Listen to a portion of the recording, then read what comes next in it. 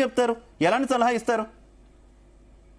Definite గా crowd management కి సంబంధించి జాగ్రత్తలు వచ్చిన అనుభవాల నుంచి చాలా తీసుకుంటున్నప్పటికీ కూడా కొన్ని ఈ దురదృష్టకరమైన సంఘటనలు దీంట్లో నేనేమంటున్నానంటే, మీరు ఇందాక అన్నారు కదా రవికుమార్ గారు కూడా ప్రచారాలు, ఈ ప్రచారాలు కొంత అధికారికంగానే ప్రచారాలు జరుగుతున్నాయి. ఎందుకు మీరు మఠాధిపతులో లేకపోతే పీఠాధిపతులో వీళ్ళందరూ కూడా why they are misguiding the people? కొంచెమన్నా అంటే విజ్ఞతతో వ్యవహరించాలి కదా. గంగాజలం ఆ సమయము ఈ కుంభమేళ సమయానికి ఆ ప్రాంతంలో ఆ 3 నదులు కలిసేది అలహాబాద్, ఇది మన ప్రయాగరాజ్. ఆ సెంటర్ నుంచి కిందంతా కూడా అదే నీరు ప్రవహిస్తుంది కదా. కాబట్టి దాన్ని ఎక్స్టెండ్ చేసినారు, చూసాం మనం అయితే పోలే, కానీ అక్కడి నుంచి ఏర్పాట్లన్నీ చాలా బ్రహ్మాండంగా చూసాం. బట్ ఇది కూడా మతపరంగా అంటే నేనైతే ఫస్ట్ ఆఫ్ ఆల్ హిందూ మతమే అనను, కానీ అది ఒక ధర్మం కాబట్టి సరే, ఈ విశ్వాసాల మీద పోతున్నప్పుడు ఈ పీఠాధిపతులు కావచ్చు, లేకపోతే ఈ అక్కడున్న వేద పండితులు కావచ్చు, వీళ్ళందరూ కూడా బ్రహ్మముహూర్తం అని అదే ముహూర్తం అని దీన్ని కొంత ప్రభుత్వం కూడా కంట్రోల్ చేయాల్సినటువంటి అవసరం ఉంది. అది ఒక క్రేజీ అయిపోయింది. ఆ క్రేజీ వల్లనే ఇవన్నీ సంఘటనలు జరుగుతాయి.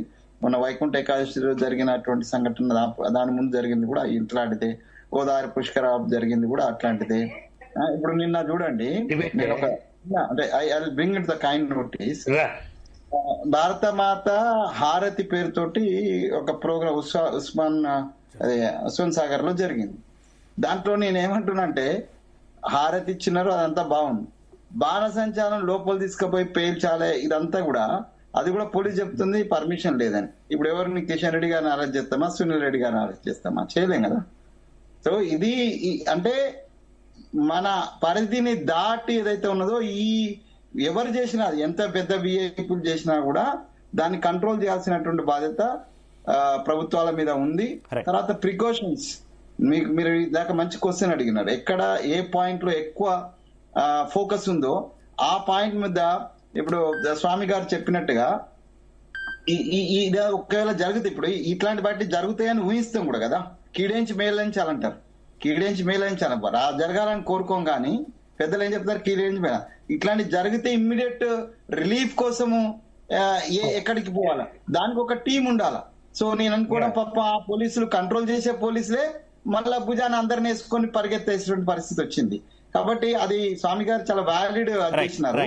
కానీ సపరేట్ టీమ్స్, అది ఇప్పుడు రవి గారు చెప్పినారు టీమ్స్ కొత్తగా వస్తున్నాయని. సో ఇందాక వారు 5 అంటున్నారు, ఇంకా ఎక్కువ మంది ఆఫీసర్స్ పిలవండి, ఎఫిషియెంట్ ఆఫీసర్స్. మొత్తం దేశానికి సంబంధించినటువంటి అంశం కాబట్టి దేశంలో ఉన్న ఎఫిషియెంట్ ఆఫీసర్స్ అంతా ఈ 15 రోజులు డిప్లాయ్ చేయండి.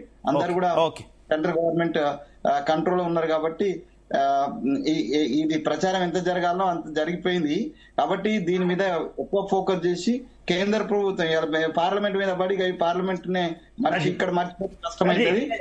పార్లమెంట్ జరుగుతున్నటువంటి ఈ సందర్భంగా మోడీ గారు, ప్రభుత్వ పెద్దలు, అమిత్ షా గారు, మిగతా వాళ్ళందరూ కూడా దీని మీద స్పెషల్ ఫోకస్ పెట్టి ఇది చాలా సవ్యంగా, ఇంకా చిన్న ఇన్సిడెంట్ కూడా జరగకుండా. ఓకే వెంకటస్వామి గారు, శ్రీనివాస్ గారు, ప్రజల బాధ్యత కూడా ఉంటుంది, భక్తుల బాధ్యత కూడా ఉంటుంది. ఎక్కడికి వెళ్ళినా, అది తిరుపతి వెళ్ళినా, ఇంకొక చోటకు వెళ్ళినా, పుష్కరాలకు వెళ్ళినా, కుంభమేళాకి వెళ్ళినా ఎంత జాగ్రత్తగా వెళ్ళారో అంత జాగ్రత్తగా ఇంటికి చేరాల్సినటువంటి బాధ్యత ఉంటుంది. ఏంటి, ప్రజలకు కూడా కొంత, పోలీసులు అన్ని చోట్ల ఉంటారు, కాకపోతే కంట్రోల్ చేయడం అనేది వారి చేతుల్లో కూడా, వాళ్ళు కూడా దైవాంశ సంభూతులు అయితే కాదు కదా ఖచ్చితంగా కూడా. సో పబ్లిక్ రెస్పాన్సిబిలిటీ ఈ రకంగా ఉండాలంటారు. ఇప్పుడు పబ్లిక్ రెస్పాన్సిబిలిటీ ఎట్లయిపోయిందంటే సార్, ఇంతకుముందు ఎవడన్నా పడ్డాడు, మనం నడుస్తుంటే అంటే మన చేతితో లేపుతుండే ఎన్కోడు వచ్చి తొక్కుతాడని. ఇప్పుడు ఏమైపోయిందంటే పడ్డోని మీదకించి జనాలు నడుస్తుండ్రు, పక్కోడు ఎవడన్నా ఫ్రీ ఉంటే అది వీడియో తీస్తుండ్రు. ఒక ఇల్లు కాలిపోతున్నా, ఒక యాక్సిడెంట్ జరిగినా, ఒక మనిషి పడ్డా, లేకపోతే ముందోడు పడిపోతాడు అని తెలిసినా వీడు ప్రెజర్ చేస్తున్నాడు వాడిని. అంటే ఇప్పుడు మీ దాన్ని ఏమనాలో తెలియదు. అంటే మనుషులు మానవీయ విలువలు మర్చిపోయి ప్రవర్తిస్తున్నటువంటి పరిస్థితులు ఇవి. ఇప్పుడు మళ్ళా ఇంకా మూడు పవిత్ర రోజులుగా ఇప్పటికే బాగా ప్రాచుర్యంలో ఉన్నాయి. అది వసంత పంచమి, మాఘ పౌర్ణిమ, మహాశివరాత్రి రోజు. ఇప్పటికైనా ఈ 3 రోజులు మళ్ళీ భక్తులు ఇంత జరిగినా కూడా అంటే గడిస్తే ఆ విషయం మర్చిపోతారు సహజంగానే, అది మానవ నైజం. మళ్ళీ ఫిబ్రవరి 3వ వసంత పంచమి ఉంది. అసలే ఇప్పుడు గుప్త నవరాత్రులు జరుగుతున్నాయి. ఈ మాతాంగి నవరాత్రులు అక్కడ ఉత్తర భారతంలో కూడా చాలా పవిత్రంగా భావిస్తారు. ఈ 9 రోజులు, ఈ వసంత పంచమి, మాఘ పౌర్ణమి, మహాశివరాత్రి, ఈ రోజులలో మీరు ఊహించరు మళ్ళీ మౌని అమావాస్య రోజు వచ్చినటువంటి జనం కంటే ఇంకా విపరీతంగా వచ్చేటువంటి అవకాశం ఉంది. కాబట్టి అక్కడ ప్రభుత్వం జరిగిన సంఘటనలు, ప్రభుత్వాలకు మనం చెప్పాల్సినంత అవసరం లేదు. అక్కడ ప్రభుత్వాలు జరిగిన సంఘటనల పట్ల మరింత మేల్కొని జాగ్రత్తగా జాగరూకతతో ఉండాలి. ప్రజలు కూడా ఆ 3 రోజులు వీలైతే, మా వెంకన్న చెప్తుండ్రు, ఆ సంగమం జరిగిన నీళ్లు కిందికి పోతాయి కాబట్టి సంగమం దగ్గరనే మునగాల్సిన అవసరం లేదు, ముందుకు పోయి కూడా మునగొచ్చు. దాదాపుగా నదీ తీర ప్రాంతాల్లో ఇలాంటి మహా కుంభమేళాలు కావచ్చు, పుష్కరాలు కావచ్చు, ఆ తీరం వెంబడి అంతా కూడా ఘాట్లు ఉంటాయి. కానీ ఏదో ఒక ఘాట్లు మాత్రం అందరూ ఎంచుకుంటారు. తెలుగు ప్రజలు కూడా విపరీతంగా, అంటే దక్షిణాది నుంచి కూడా విపరీతంగా ప్రయాగరాజ్కి వెళ్తున్నారు. దయచేసి ఈ 3 రోజులు పవిత్ర రాజస్నానాలుగా మాట్లాడుతున్నటువంటి ఈ 3 రోజులలో వెళ్లేటువంటి వాళ్ళు కూడా తగు జాగ్రత్తలు, స్వీయ రక్షణ, స్వీయ జాగ్రత్త అవసరం. ఇప్పుడు తిరుపతిలో కూడా మనం ఉత్తర ద్వార దర్శనం అంటాం. భగవంతుడికి ఒకే ద్వారం ఉంది, మళ్ళీ ఉత్తర ద్వారం ఎక్కడి నుంచి వచ్చింది? ఇది వివాదాస్పదమైనటువంటి అంశం. అయినా కూడా ఆ రోజు ఖచ్చితంగా వెళ్లాలని విఐపీలు, విపరీతమైనటువంటి విఐపీలు, ఇక్కడ కూడా విఐపీ ఘాట్లు ఉన్నాయి. ఆ స్వామీజీలను చూడాలనేటువంటి ఉత్సాహం కూడా ఉంటది. పొలిటీషియన్స్ వచ్చే రోజు వాళ్ళకు ఒక ప్రత్యేక దినాలన్న కేటాయించాలి. ఉన్న రోజులలో ఇది విఐపీ డే, ఆ రోజు ఇంకా సామాన్య భక్తులు ఎవరు రారు.